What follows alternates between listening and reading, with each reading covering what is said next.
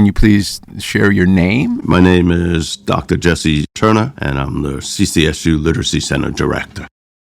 The earliest memory that I have of the library is when I was a child. My mother used to work during the day, and she didn't get home in time to pick me up from school. So my grandfather would pick me up, and he would take me over to the library. And it was a pretty cool experience in terms of, I say that I know about the library from the smell of leather and old men's shoes, because in the library, my grandfather is from Ireland, and in the library were a group of old men that came from all around the world, and the library had newspapers from around the world, and they would sit at this one oak table that I'm sure it would take 10 people to lift, and they would all sit around there. And so we'd have people from Spain, Mexico, Vietnam, Ireland, and America, of course, and they would just generally talk about the news of the day. And he would put me down by his feet and throw a book at me, usually a book that I could not yet read, but I wanted to read.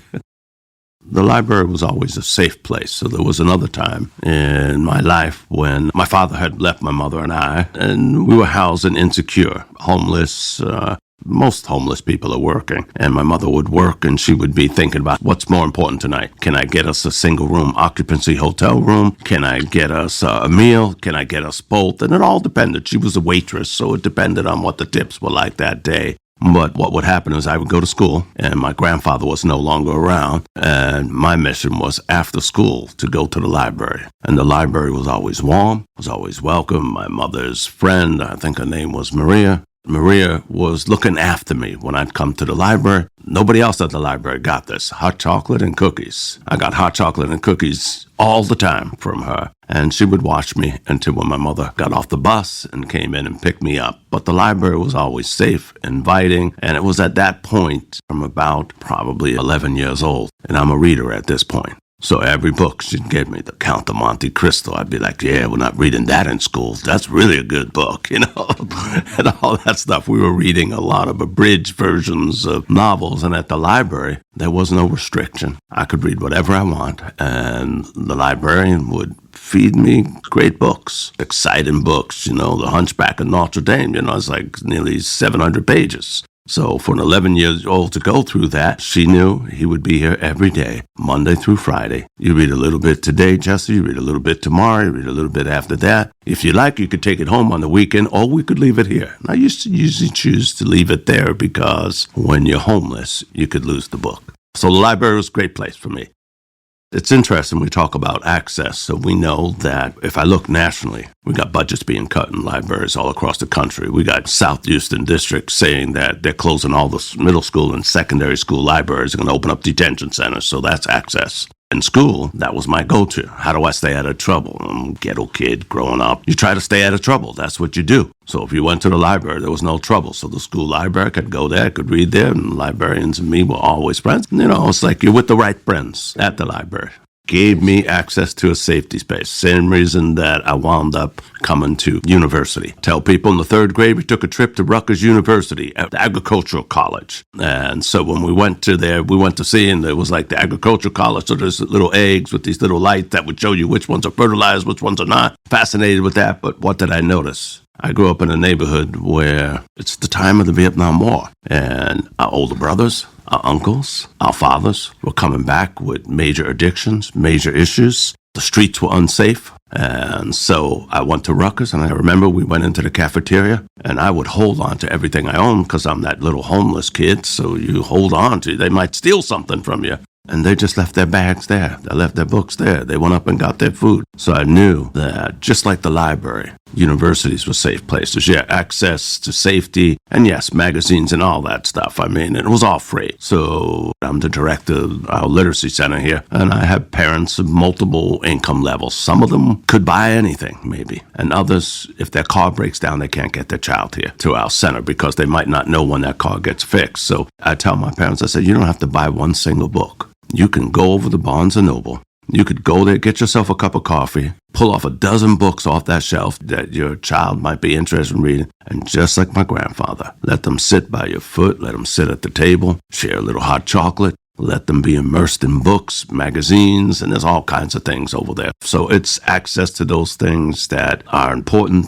The research for libraries is Stephen Krashen and Jeff McQuillan. These are friends of mine. Their research says that if I want to measure the test scores of students, how well they do, then I need to talk about access to books in their classroom and in their local homes and in their communities. The more access I have, the higher your test scores. So I usually tell people we're spending money in the wrong places. If we were by my office door, you would see a portrait of Frederick Douglass. And Douglass is the one that said, once you learn to read, you're forever free. So we make a mistake in this country. We reduce reading to a set of isolated skills when we should be doing what Douglass did. When Mrs. Maud would no longer teach him to read because the master said, do not teach him to read because I will have to harm him. Douglass still persisted in learning how to read and writes the slave narrative in the U.S. that inspires a movement of abolition. When you read Dr. Rudine Sims Bishop from Ohio State, she talks about mirrors, windows, and sliding doors. And she says, if you want to motivate children to read, give them mirrors. And that means myself. So if I'm a young white kid, blue-collar city kid, give me the stuff that inspires me. If I'm black, I'm brown, girl, I'm LGBTQ, whatever it is, give it to me. So we do that in our literacy center. So that mirror is important. So we call it kid watching. A good teacher knows that the real data that matters, not the test scores. You watch your kids. You listen to your kids. You learn about them. So I'll give you the example. 2 Islamic girls in the Literacy Center, and it was right around Ramadan. I asked, do we have snacks in here? I'm always giving kids snacks. And I said, your daughters, are they fasting? And she said, no, they're not fasting. But what happens with those 2 girls is I start feeding them stuff. I start noticing. We just finished Black History Month. Then we did Women's History Month. And I said, do you know about the library in Basra? And they're like, Basra, what's that? I said, well, look in the book. It's Woman in a Hijab. She saves a couple 100,000 books in Iraq during the war. All of a sudden, I don't have to say this is a book about an Islamic person. I just need to share them. And they just went wild with that book. They said, you got any more? Then we did the House of Wisdom, which is about the second largest library in the history of the world in Baghdad. And they're like, wow, this is great. And I said, you also know about the Library of Alexandria, right? They said, what's that? And then it's another search. They start learning about this concept, and everybody else is learning too, because my other kids are like, well, who's the librarian at Basra? Children should see mirrors of themselves. I just did a radio show with Dr. Burrell. She's a famous, culturally relevant professional development person. She's a black woman who often talks about enculturating black lives into school curriculums. And she says, it doesn't really matter what the color is. Don't you know Frederick Douglass's character? It doesn't matter. So she would look at the librarian at Basra. She'd say, what was her character? The library was in danger. She risked her life. She saved it, brought books home every night. And that brings me back to Rudine Sims Bishop. She said, we need windows and we need sliding doors. So what are the windows? Rudine Sims Bishop says the windows are when I could read books about other people, positive portrayals of those people's lives. Then I will learn about them and I will come to respect them. So it's not only we need mirrors, we need these windows. How long has there been an agenda to teach black boys and girls not to read? How long has there been slavery? We've got public schools in this country for about 170-something years. And I can tell you, I studied the history of education. I could tell you right now, there's never been equity. When we talk about equity, we should think about that the U.S. spends $23 billion every single year more on predominantly white schools than they do on schools of color. So how long has there been an agenda to keep black children from really understanding the power of literacy? As long as Frederick Douglass and Mrs. Maud, her husband, told her, you cannot teach this blank to read or you will ruin him and I will have to harm him. So how long? It just goes back. When Frederick Douglass meant you'll forever be free, it's because he was going to find the North Star. He's going to find the geography that would bring him north. But it's also other things I might find in the LGBTQ community. I might find my identity there. Little girls in the Literacy Center love to know. I say, who's the greatest scientist in the history of Nobel Prize winners? They'd say, I don't know. I say, well, is it a man or a woman? And they'll come up and almost always they say men. And I say, well, then how come no man's ever won the Nobel Science Prize twice? But Marie Curie has. And by the way, her daughter has. And she helped the husband win one. On Friday on the radio, I had Dr. Rachel Gabrielle from UConn, professor of literacy, author of numerous books on literacy, and probably 60, 70 peer-reviewed articles. And she informed me of something about the science of reading, which is being pushed in Black communities right now. She said, Dr. Turner, do you know there are 6 approved reading programs in the state of Connecticut? And I said, yes, I know that. I know them all. And she said, did you know that 2 of them, when they were examined for being culturally relevant, were labeled as culturally destructive? Did you know 1 other came close to that label? I always say things are intentional. So I do have children that come to the Literacy Center. I always push what motivates you, what engages you, what excites you. Maybe I want to know about great historical figures, but maybe you just want to know about dancing or hip-hop or whatever it is. So I'm going to feed you that. I'm going to say, read what you love. And if you read what you love, you're going to get better at reading. So that's my advice to young children. With my undergraduate teachers, with them, they're content area teachers, and they forget the role that they have in literacy. So my tech ed teachers, they read stuff much more complicated than any of the text we read. If you have to break down an engine, I can't do that. Even with the text in front of me, even with the pictures, even with the diagrams, I probably ruin that engine for life. But they have to teach that. So I remind those teachers, the English teachers, the Spanish teachers, that you need to understand that it's not just reading, it's writing, it's listening, it's speaking, it's visually viewing, it's visually presenting. This is how we learn about the world, and this is how we express what we're learning about the world. For the undergraduates, I tell them, the only one that knows how your subject area should be read, your Spanish book, your tech ed book, your history book, your English book, is you. Don't expect a 15-year-old high school student to be able to read Macbeth the way you could read Macbeth. And then to the graduate teachers here, I'm selling them just what I told you before. Mirrors, windows, and sliding doors. And I didn't tell you about the sliding doors. The sliding doors there are books that do more than show us someone else. So sliding door book would be Ernest Gain wrote A Lesson Before Dying. And I remember that book because it was Oprah Winfrey's choice.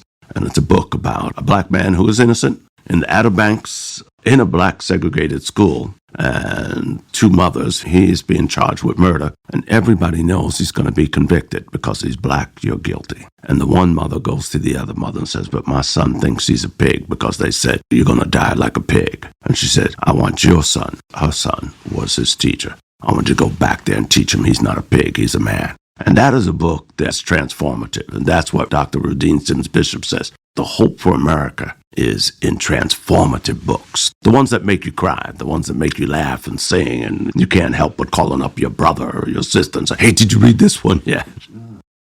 First day of all my classes, I tell them the story of the homeless kid. I tell them about the kid that he slept on the wooden bench in the train station with his mother. And hopefully she brought back some food from the restaurant, and we slept on that bench. And when you were homeless in my days and you went to school, there was no free and reduced lunch. I'm 69. That program did not exist then. So in school, you didn't go to a cafeteria. You could either go home or you brought your lunch with you. Well, I couldn't go home because I had no home.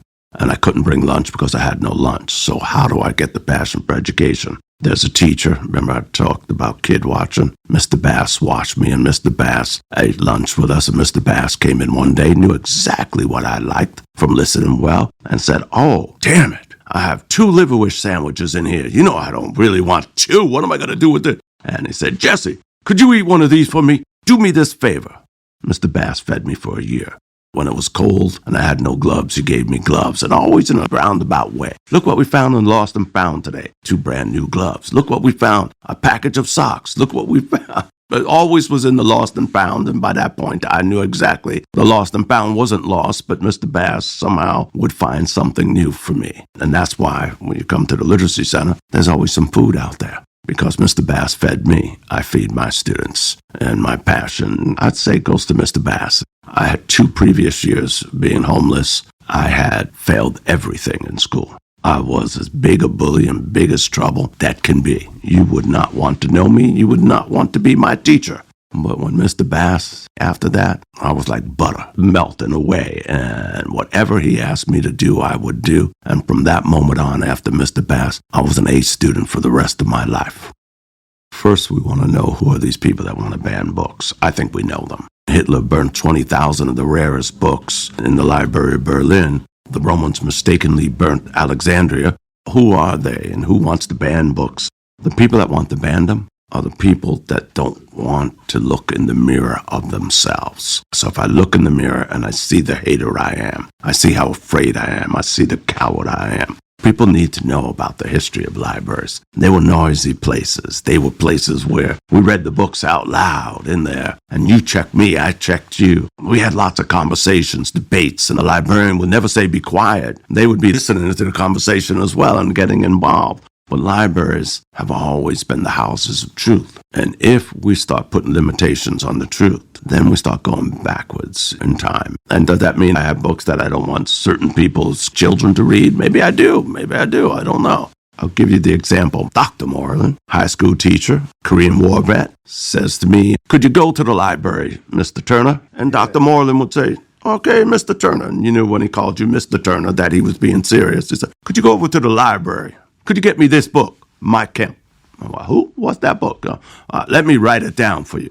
Go to the library, get that book, bring it back. Then I say, no, Mr. Turner, can you go back? I need the Communist Manifesto. Then we'll go back at that. And then he say, go back there and ask them for Dr. Moreland's book. Went back there, bring the 3 books. And Dr. Moreland would say, I am a Korean War veteran.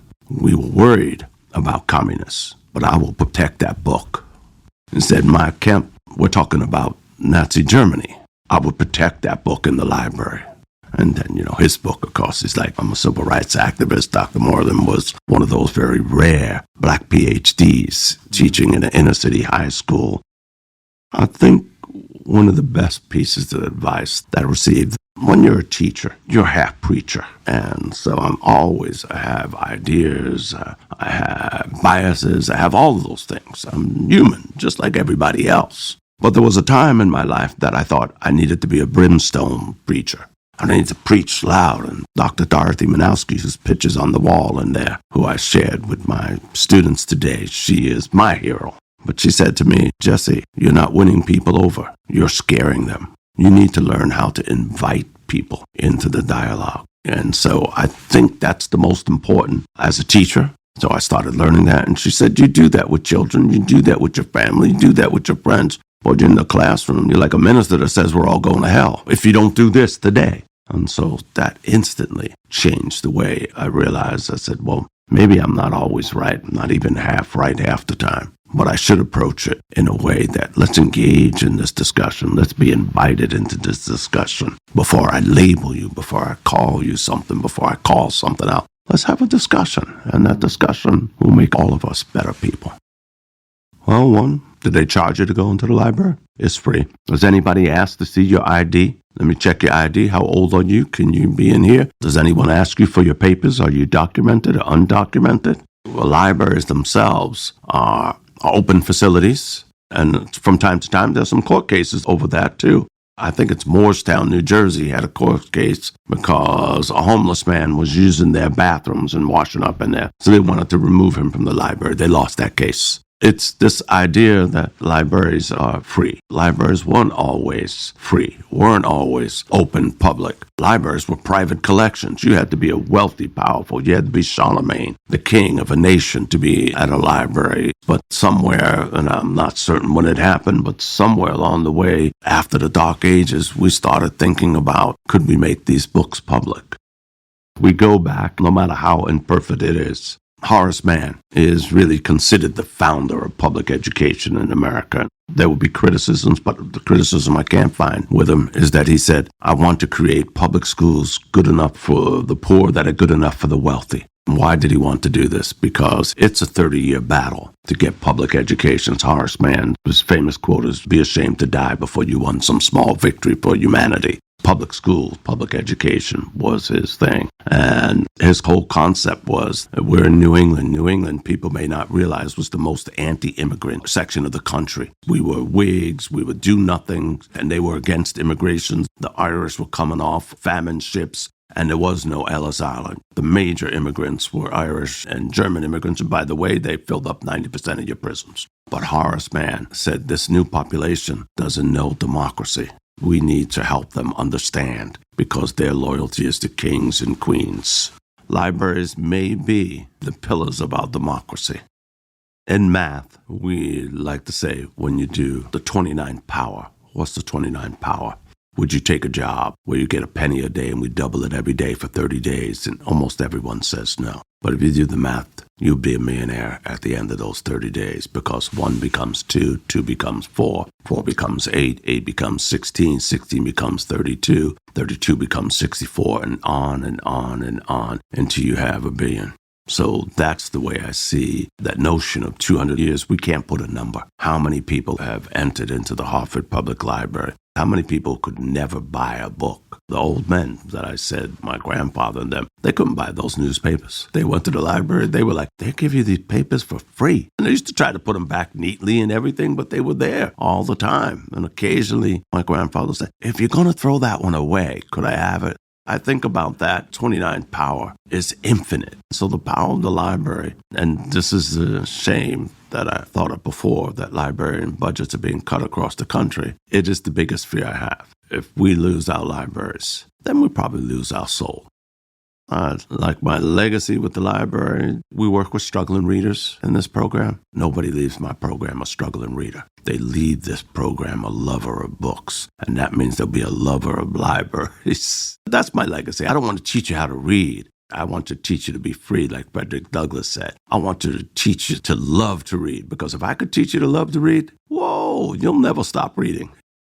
I don't think the public understands that we've been reducing budgets to public institutions for now about 40 years. It's a massive amount of money. So even our own library at this university tells me they are down $1 million in their budget, and that's a university library. So we'll just keep cutting. And if we do that, it's like I said before, you're cutting your soul. Thank you for listening to 250 Stories, a production of HPL Studios at Hartford Public Library. This episode was written and produced by Christopher T. Brown, sound by Sam Sigmund, edited by Faith Lucas, and with photography and graphic design support from Hartford Public Library's communications team and the Hartford History Center. For more information on this project, visit www.hplstudios.hplct.org. New episodes release every Tuesday, so subscribe to stay tuned.